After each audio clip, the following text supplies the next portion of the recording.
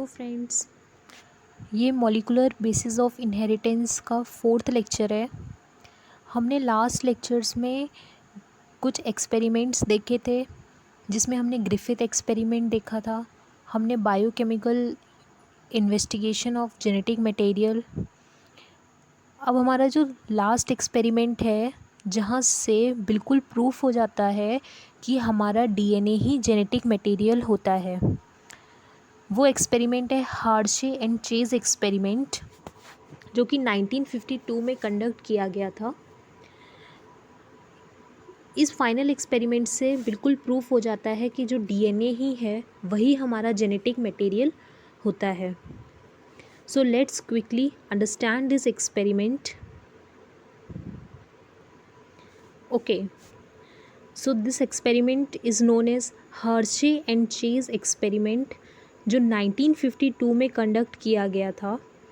एक important point याद रखने वाली यह है कि जो ग्रिफिथ का एक्सपेरिमेंट था उसको हम ट्रांसफॉर्मेशन एक्सपेरिमेंट बोल रहे थे। क्या बोल रहे थे? Transformation experiment. जबकि जो हार्शे एंड चेज एक्सपेरिमेंट है उसको हम बोलते हैं ट्रांसडक्शन एक्सपेरिमेंट।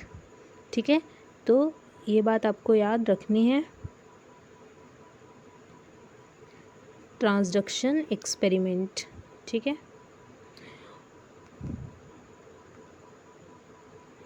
और ईयर कौन से ईयर में हुआ था? 1952। एक तो ईयर याद रखना है, दूसरा याद रखना है it is also called transduction experiment. अब ये एक्सपेरिमेंट दो साइंटिस्ट ने मिलकर कंडक्ट किया था, एक तो एल्फ्रेड हर्शे और चेज ने। इन्होंने क्या किया था? इन्होंने दो चीज़ का यूज़ किया था। एक तो इन्होंने T2 बैक्टीरियोफेज लिया था, T2 बैक्टीरियोफेज का यूज़ किया, और दूसरा ई कोलाई का यूज़ किया था। इन्होंने अपनी एक्सपेरिमेंट में दो चीज़ों का यूज़ किया था, एक तो T2 बैक्टीरियोफेज और एक एक्सक्रीशिया कोलाई। अब ये होते क्या हैं? देखो, जो T2 बैक्टीरियोफेज है, सबसे पहले तो हमें ये पता होना चाहिए कि जो बैक्टीरियोफेज लिखा हुआ है इसका क्या मतलब होता है।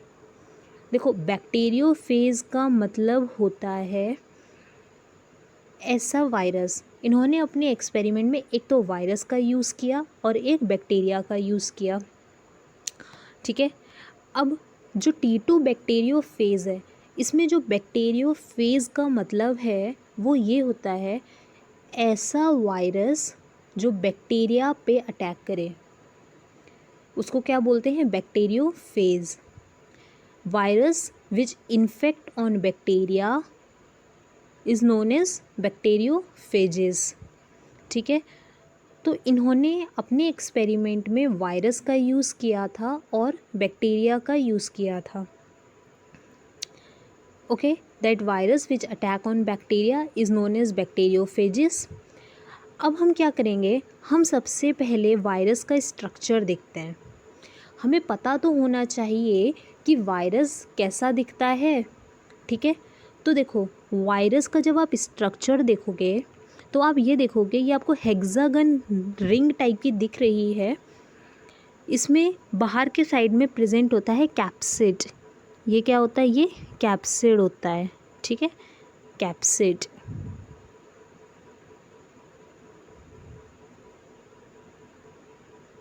कैप्सिड होता है, और ये जो कैप्सिड होता है वो प्रोटीन से बना होता है। किससे बना होता है? प्रोटीन से बना होता है। तो वायरस में आपको जो हेक्सागन टाइप का दिख रहा है ये क्या होगा? प्रोटीन कोट होगा। ठीक है, प्रोटीन कोट होगा। और दूसरा, वायरस जो होता है इसके अंदर प्रेजेंट होगा डीएनए। जेनेटिक मटेरियल क्या है? डीएनए। T2 बैक्टीरियोफेज में जो जेनेटिक मटेरियल है वो डीएनए है। ओके, सो और ये हमारी टेल है। आपको दो चीज़ याद रखना है इस स्ट्रक्चर में। बेसिकली आपको दो चीज़ याद रखना है। जो बैक्टीरियोफेज है, T2 बैक्टीरियोफेज का जो स्ट्रक्चर है उसमें बाहर के साइड में प्रोटीन कोट है और अंदर के क्या है? जेनेटिक मटेरियल डीएनए है। ठीक है, अब देखो, ये जो T2 बैक्टीरियोफेज जो वायरस है इसमें जो प्रोटीन कोट होती है वो बनी होती है सल्फ़र से। किससे? सल्फ़र से।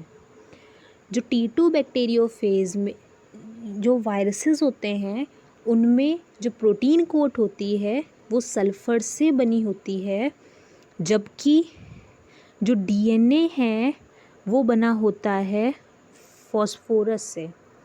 DNA का स्ट्रक्चर तो हमने फर्स्ट लेक्चर में देखा था। DNA is made up of nitrogen bases, pentose sugar and phosphate. Okay, ये 3 चीज़ों से मिलके बना होता है। तो हम ये कह सकते हैं कि जो प्रोटीन कोट होती है वो सल्फ़र से बनी होती है और जो DNA होता है उसमें फॉस्फोरस प्रेजेंट होता है। तो इन दोनों साइंटिस्ट ने मिलके क्या किया, अपने एक्सपेरिमेंट में T2 बैक्टीरियोफेज को यूज़ किया, यानी कि वायरस को यूज़ किया, और एक्सक्रीशिया कोलाई बैक्टीरिया है उसको यूज़ किया। ठीक है, फिर हमने वायरस का स्ट्रक्चर देखा। अब इन्होंने देखा कि जो वायरस है उसमें प्रोटीन कोट होती है बाहर के साइड में यानी कैप्सिड में, और जो जेनेटिक मटेरियल है T2 बैक्टीरियोफेज में वो क्या है? DNA है, और DNA में प्रेजेंट होता है फॉस्फोरस। तो इन्होंने कहा कि चलो हम अपने एक्सपेरिमेंट में 2 रेडियो एक्टिव मटेरियल को यूज़ करते हैं। इनको पता लगाना था कि DNA ही जेनेटिक मटेरियल होता है, तो उसका प्रूफ करने के लिए ये सब कर रहे थे। ठीक है, फिर इन्होंने क्या किया, 2 रेडियो एक्टिव मटेरियल को लिया। कौन कौन से? एक तो इन्होंने फॉस्फोरस लिया और दूसरा इन्होंने क्या लिया? सल्फ़र लिया। हम पहले ही बता चुके हैं जो प्रोटीन कोट होती है वो सल्फ़र से बनी होती है, जबकि जो DNA होता है उसमें फॉस्फोरस प्रेजेंट होता है। ठीक है, यानी कि अब आप ध्यान से सुनना, आप ध्यान से सिर्फ एक चीज़ सोचना। सपोज़ करो अगर हम इस वायरस को ऐसे कल्चर मीडियम में ग्रो करें जहाँ पे फॉस्फोरस 32 हो। ये 2 रेडियो एक्टिव मटेरियल हैं, एक तो फॉस्फोरस 32 और दूसरा सल्फ़र 35। हम क्या कर रहे हैं, हम इस वायरस को फॉस्फोरस 32 रेडियो एक्टिव मटेरियल है जो फॉस्फोरस 32 है उसको हम लेते हैं और हम इस वायरस को इसमें ग्रो करेंगे। तो क्या होगा, यहाँ पे क्या प्रेजेंट है? फॉस्फोरस प्रेजेंट है 32 वाला। ठीक है, P32 प्रेजेंट है। Okay, so what we are doing is हम इस वायरस को यहाँ पे ग्रो कर रहे हैं। तो इस वायरस के अंदर क्या आ जाएगा, जब ये वायरस यहाँ पे ग्रो करेगा तो इसमें क्या आ जाएगा, इसमें इसका मतलब जो DNA है वो कैसा आ जाएगा? P32। ठीक है, यानी कि यहाँ से जो वायरस ग्रो करेंगे उनमें कैसा जेनेटिक मटेरियल होगा? DNA होगा। उस DNA में कैसा फॉस्फोरस होगा? P32। ठीक है, और ये जो वायरस ग्रो किए हैं P32 मीडियम में, यानी फॉस्फोरस 32 मीडियम में जो वायरस ग्रो किए हैं उनमें रेडियो एक्टिव फॉस्फोरस तो प्रेजेंट होगा, लेकिन रेडियो एक्टिव सल्फ़र प्रेजेंट नहीं होगा, क्योंकि हमने रेडियो एक्टिव सल्फ़र नहीं लिया है। हमने क्या लिया है? अभी सिर्फ रेडियो एक्टिव फॉस्फोरस लिया है। जब हम रेडियो एक्टिव फॉस्फोरस लेंगे तो वो वायरस के अंदर जो जेनेटिक मटेरियल DNA होता है उसमें P32 होगा, यानी कि रेडियो एक्टिव फॉस्फोरस प्रेजेंट होगा। Okay okay, next what we have done is, इन लोगों ने क्या किया कि चलो एक बार हमने फॉस्फोरस 32 वाले मीडियम में कुछ वायरस को ग्रो करवाया, तो उस वहाँ पे DNA उन वायरसेस के अंदर जो DNA है उसमें रेडियो एक्टिव फॉस्फोरस प्रेजेंट हो गया। नेक्स्ट उन्होंने क्या किया, फिर से यही वायरस लिया और इस वायरस में अब क्या किया, दूसरा कल्चर मीडियम लिया जहाँ पे इन्होंने सल्फ़र 35 डाला। जब इन्होंने रेडियो एक्टिव सल्फ़र को यूज़ किया और फिर इन्होंने वायरस को मल्टीप्लाई करवाया, तब इन्होंने तो यहाँ पे अब जो वायरस ग्रो करेंगे उनमें क्या होगा, सल्फ़र प्रेजेंट होगा। अब सल्फ़र क्या होता है, प्रोटीन्स में प्रेजेंट होता है। अब एक बार सोचो, जो सल्फ़र होता है वो प्रोटीन में प्रेजेंट होता है, ठीक है। वायरस के अंदर प्रोटीन जहाँ होगा वहाँ पे रेडियो एक्टिव सल्फ़र आ जाएगा। और हमने पहले देख लिया कि जो वायरस की जो कैप्सिड होती है उसमें प्रोटीन कोट होता है, वो प्रोटीन कोट सल्फ़र से बना होता है।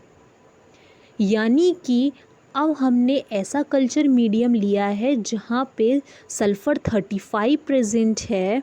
वहाँ पे अगर हम वायरस को ग्रो करवाएंगे, उन वायरस की जो कैप्सिड होगी वो किसकी बनी होगी, सल्फ़र की। कौन से सल्फ़र की, रेडियो एक्टिव सल्फ़र की, ठीक है। यानी कि हमने क्या किया, अब ध्यान से सुनना। सबसे पहले हमने इन दो साइंटिस्ट ने क्या किया, सबसे पहले इन्होंने T2 बैक्टीरियोफेज लिया और ई कोलाई बैक्टीरिया लिया। इन्होंने वायरस लिया, इन्होंने बैक्टीरिया लिया। फिर इन्होंने क्या किया, दो रेडियो एक्टिव मटेरियल लिए। एक तो इन्होंने फॉस्फोरस 32 लिया, दूसरा इन्होंने सल्फ़र 35 लिया। इन्होंने जब वायरस का स्ट्रक्चर देखा तो इन्होंने देखा कि जो वायरस का स्ट्रक्चर है उसमें जो बाहर की साइड में जो प्रोटीन की कोटिंग होती है वो सल्फ़र से बनी होती है, और जो डीएनए होता है उसमें फॉस्फोरस प्रेजेंट होता है। इसीलिए इन्होंने दो रेडियो एक्टिव मटेरियल लिए, एक तो सल्फ़र 35 लिया, दूसरा फॉस्फोरस 32 लिया। फिर इन्होंने क्या किया, एक कल्चर मीडियम में फॉस्फोरस 32 डाला, दूसरे कल्चर मीडियम में सल्फ़र 35 डाला। जहाँ पे फॉस्फोरस 32 डाला था और वायरस को ग्रो करवाया था, वहाँ पे उनके डीएनए में क्या आ जाएगा, फॉस्फोरस 32 आ जाएगा। और जो दूसरे मीडियम में क्या ग्रो करवाया था, सल्फ़र 35 ग्रो करवाया था, तो वहाँ पे प्रोटीन कोड किसका हो जाएगा, सल्फ़र 35 का हो जाएगा। यानी कि रेडियो एक्टिव सल्फ़र हो जाएगा। यानी कि एट द एंड हमको क्या मिला, एट द एंड हमको दो टाइप के वायरस मिल गए। दो टाइप के वायरस का मतलब हुआ, कुछ ऐसे वायरस थे जिनके अंदर जो डीएनए है उसमें फॉस्फोरस कैसा है, 32 प्रेजेंट है, P32 प्रेजेंट है। और कुछ ऐसे वायरस मिले जिनके प्रोटीन कोट में क्या था, सल्फ़र 35 प्रेजेंट था। ओके, तो यहाँ तक एक्सपेरिमेंट होता है। इसके आगे क्या होता है, अब हमें दो तरह के मिल गए थे, एक तो P32 radio active material phosphorus 32 और दूसरा सल्फ़र 35। अब आगे ये दो साइंटिस्ट क्या करते हैं, लेट्स सी।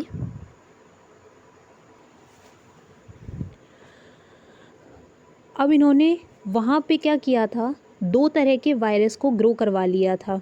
कुछ ऐसे वायरस थे जिनमें रेडियो एक्टिव सल्फ़र प्रेजेंट था, और कुछ ऐसे वायरस थे जिनके अंदर रेडियो एक्टिव फॉस्फोरस उनके डीएनए में प्रेजेंट था। देखो पहला वाला वायरस, देखो ये दोनों क्या हैं, बैक्टीरियोफेज हैं, ठीक है, एक ये है और एक ये है। देखो पहला वाला जो बैक्टीरियोफेज है उसमें क्या प्रेजेंट है, radio active S35 labelled protein capsule. मतलब इनके प्रोटीन कैप्सूल में सल्फ़र 35 प्रेजेंट है, मतलब रेडियो एक्टिव सल्फ़र प्रेजेंट है।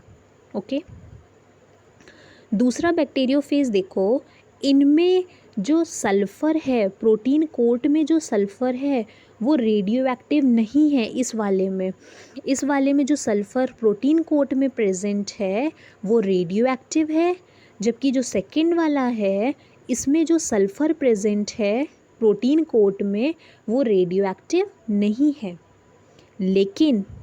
लेकिन ये जो सेकंड वाला है यहाँ पे रेडियो एक्टिव फॉस्फोरस प्रेजेंट है, वो कहाँ है, लेबल्ड डीएनए में प्रेजेंट है।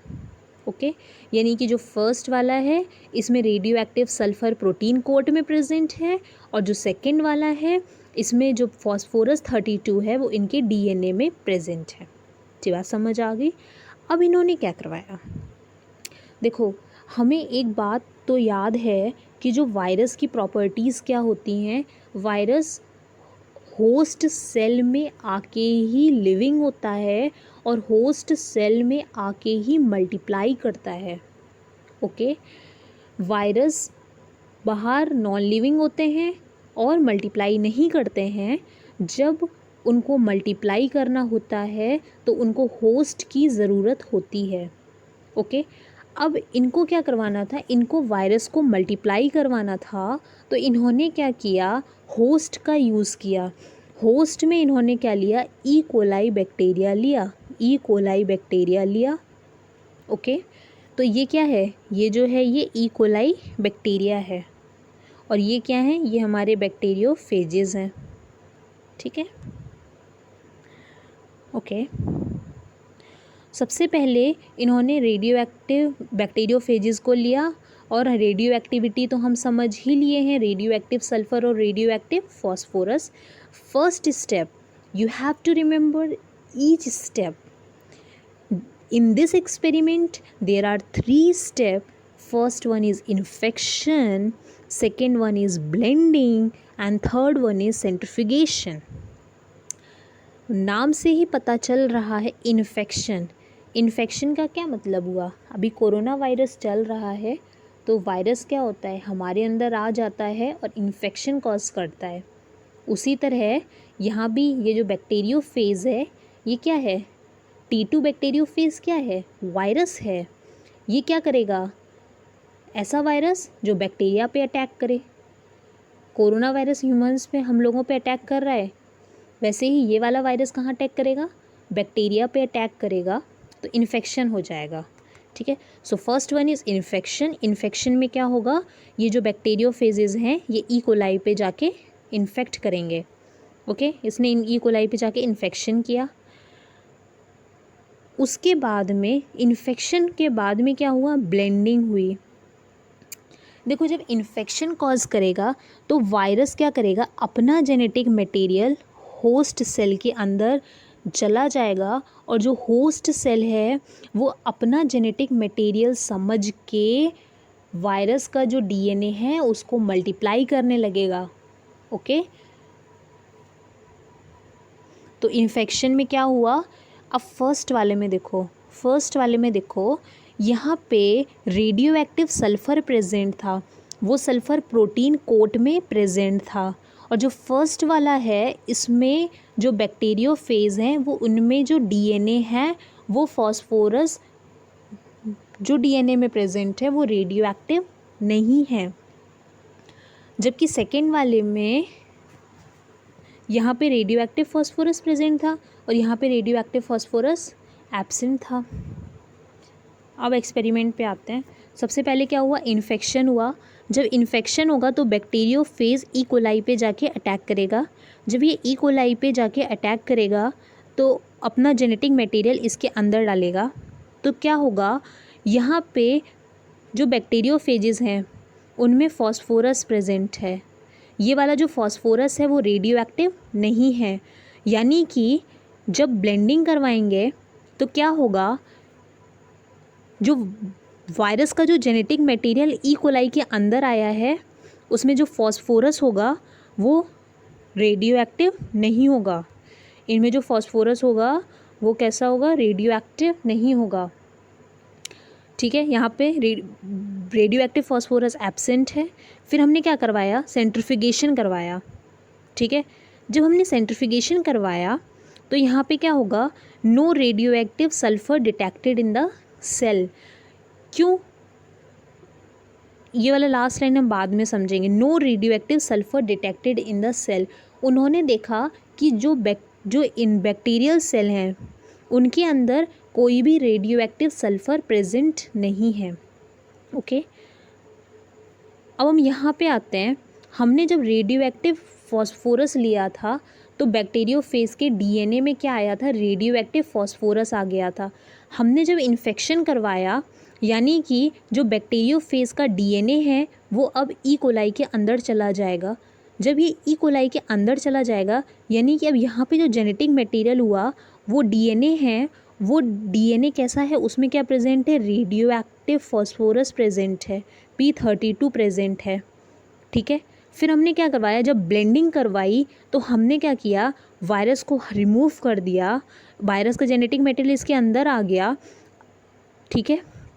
फिर उन्होंने जो थर्ड स्टेप करवाया, अब दोनों का थर्ड स्टेप देखना।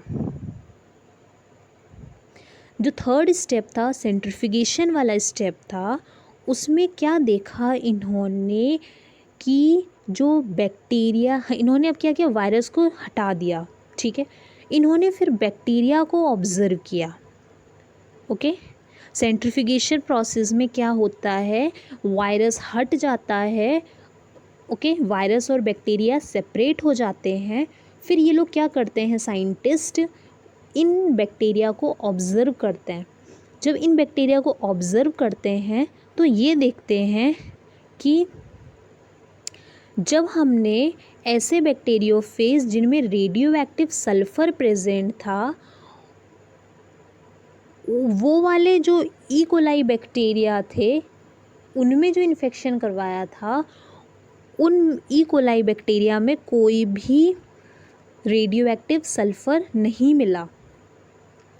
जबकि जो रेडियो एक्टिव फॉस्फोरस वाले बैक्टीरियोफेज थे और ई कोलाई को हमने उन वायरस के साथ में इन्फेक्शन करवाया था, उन ई कोलाई में फॉस्फोरस देखने को मिला, यानी रेडियो एक्टिव फॉस्फोरस देखने को मिला।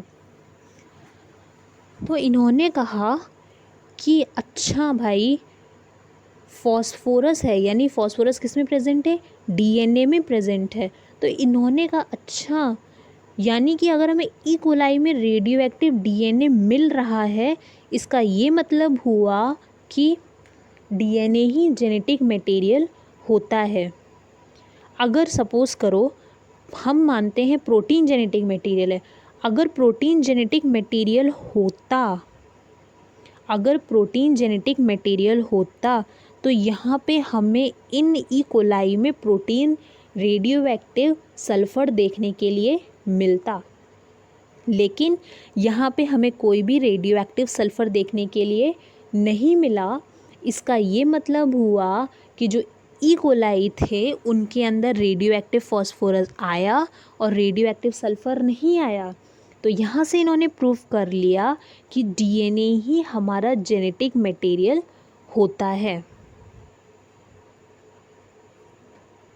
Okay, so as far as we have seen, Hershey and Chase experiment, it is conducted in 1952. It is known as transduction experiment. इन्होंने अपने एक्सपेरिमेंट में T2 बैक्टीरियोफेज को यूज़ किया था और ई कोलाई को यूज़ किया था। उसके बाद हमने वायरस का स्ट्रक्चर देखा, तो यहाँ पे दो रेडियो एक्टिव मटेरियल यूज़ किए गए थे, एक तो फॉस्फोरस 32, दूसरा सल्फ़र 35। जो सल्फ़र प्रेजेंट था वो वायरस के प्रोटीन कोट में प्रेजेंट था, जबकि फॉस्फोरस डीएनए में प्रेजेंट होता है। फिर क्या किया, फिर हमने दो टाइप के बैक्टीरियोफेज लिए। कुछ बैक्टीरियोफेज ऐसे थे जिनमें रेडियो एक्टिव सल्फ़र प्रेजेंट था, जो कि उनके प्रोटीन कोट में प्रेजेंट था, और कुछ बैक्टीरियोफेज ऐसे लिए जिनमें रेडियो एक्टिव फॉस्फोरस प्रेजेंट था, P32 प्रेजेंट था। फिर हमने क्या किया, वायरस को हमें क्या करवाना था, उनके जेनेटिक मटेरियल को इंक्रीज़ करना था वायरस को, ठीक है। तो हमने क्या किया, इनमें इन्फेक्शन करवाया। इन्फेक्शन जब हमने करवाया, किस में करवाएंगे, होस्ट सेल में करवाएंगे। तो उसके लिए होस्ट सेल के लिए हमने ई कोलाई का यूज़ किया। फिर एक्सपेरिमेंट की 3 प्रोसेस का यूज़ किया। सबसे पहले इन्फेक्शन करवाते हैं, दूसरा ब्लेंडिंग करवाते हैं, तीसरा सेंट्रिफिकेशन करवाते हैं। इन्फेक्शन के टाइम पे हमने दोनों टाइप के बैक्टीरियोफेजेस लिए और वायरस के अंदर, इन बैक्टीरिया के अंदर इन्फेक्शन करवाया। जब हमने इन्फेक्शन करवाया तो हमने ये देखा कि जो बैक्टीरियोफेज जहाँ पे रेडियो एक्टिव सल्फ़र प्रेजेंट था, इन्फेक्शन करवाया, चलो इन्फेक्शन हो गया, ठीक है। इन्फेक्शन करवाया, जेनेटिक मटेरियल ई कोलाई के अंदर पहुंच गया। उसके बाद जब हमने ब्लेंडिंग करवाई तो यहाँ पे क्या हुआ, इनके जेनेटिक मटेरियल इसके अंदर पहुंच गया। अब सेंट्रिफिकेशन में क्या हुआ, जो वायरस थे वो सेपरेट हो गए बैक्टीरिया से। फिर हमने उन ई कोलाई बैक्टीरिया को अच्छे से ऑब्ज़र्व किया, है ना। जब हमने वायरस के साथ में इन्फेक्शन करवाया, फिर एट द लास्ट हमने क्या किया, अच्छे से उन बैक्टीरिया को ऑब्ज़र्व किया कि उनके अंदर क्या क्या चेंजेस आए। तो साइंटिस्ट ने देखा कि जो बैक्टीरिया रेडियो एक्टिव सल्फ़र से इन्फेक्टेड हुए थे, उनके जेनेटिक मटेरियल में रेडियो एक्टिव फॉस्फोरस नहीं है, उनके में रेडियो एक्टिव सल्फ़र एब्सेंट है। No radio active sulphur detected in the cell. वहीं जब हमने रेडियो एक्टिव फॉस्फोरस जो लिया था, उन वायरस को जब बैक्टीरिया के साथ में इन्फेक्शन करवाया, तो इन्होंने देखा कि जो ई कोलाई बैक्टीरिया वहाँ से इन्फेक्टेड वाले थे, उनके जेनेटिक मटेरियल में रेडियो एक्टिव फॉस्फोरस पाया गया। यानी कि ई कोलाई के अंदर जो रेडियो एक्टिव फॉस्फोरस आया वो वायरस से आया है ना। अगर प्रोटीन जेनेटिक मटेरियल होता तो हमें रेडियो एक्टिव सल्फ़र देखने के लिए मिलता ई कोलाई में, लेकिन यहाँ पे हमें रेडियो एक्टिव फॉस्फोरस देखने के लिए मिल रहा है। इसका ये मतलब हुआ कि जो जेनेटिक मटेरियल है वो डीएनए ही है। So from here we can conclude that DNA is a genetic material. ये जो हर्शे चेज़ का एक्सपेरिमेंट है वो अनडाउटेबल एक्सपेरिमेंट है। This experiment gave a unequivocal proof or undoubtable proof that DNA is a genetic material. Two radioactive bacteriophages are prepared with the help of E. coli grown on different medium of P32 and sulfur 35. 2-3 points are there which you need to remember. Okay. So this is the Hershey and Chase experiment. Okay, which prove that DNA is a genetic material. This is very important experiment from examination point of view. Okay, so read this. Okay, thank you.